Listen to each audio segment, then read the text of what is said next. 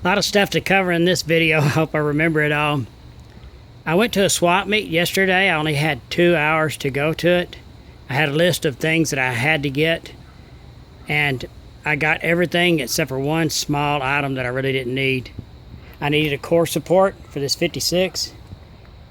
My top bar is good, but the U is missing. This is a factory V8 car, but I want to put the V8, the radiator in the 6-cylinder position, which is in front. And I found that core support for 40 bucks. That's a 6-cylinder radiator. It's out of a 57 Chevy, but it was only 10 bucks. Buyer beware. It's worth that in scrap. But you know, if it works, who knows? He said it was good when he pulled it off a car 20 years ago. I got new taillights for it, because the old ones, of course, are all cracked up. Normally I buy a new gas tank, but that gas tank had freshly been pulled off a friend's 55 Chevy, and I got that for $20 with the sending unit. It's real clean inside. I know a 55 Chevy is a little bit different, but that'll work. Another thing is I got side mounts for it.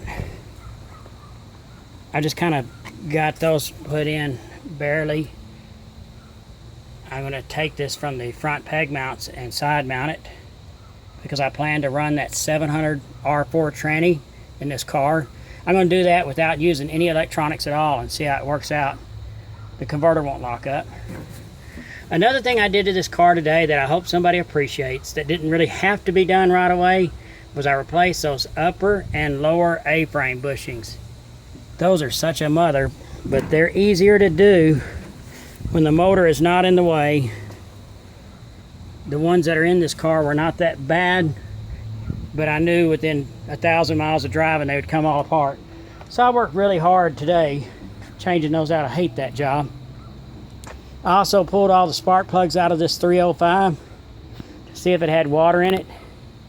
Had a little bit in there, but all the spark plugs have been in there for a long time, and they're clean, pretty clean.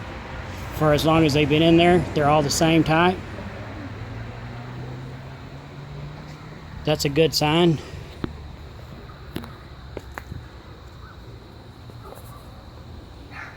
I hooked up this wire on it too. Oh, my jumper wire jumped off. One of the good things about getting a motor like this, you get starter and everything.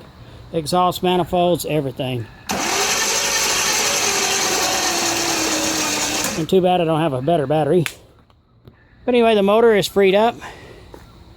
Had good looking plugs that came out of it. I think it's going to work out.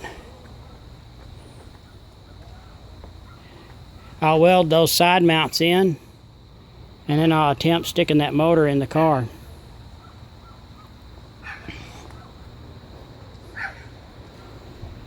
Sure, there's some other things I got at the swap meet that I'm not thinking of right now, but I had a really good time buying 56 Chevy parts fairly cheap.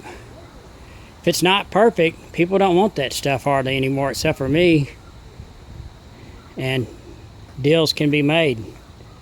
The perfect stuff is really high. Anyway, I got things to move this car further down the road on getting it going again. Thanks for watching.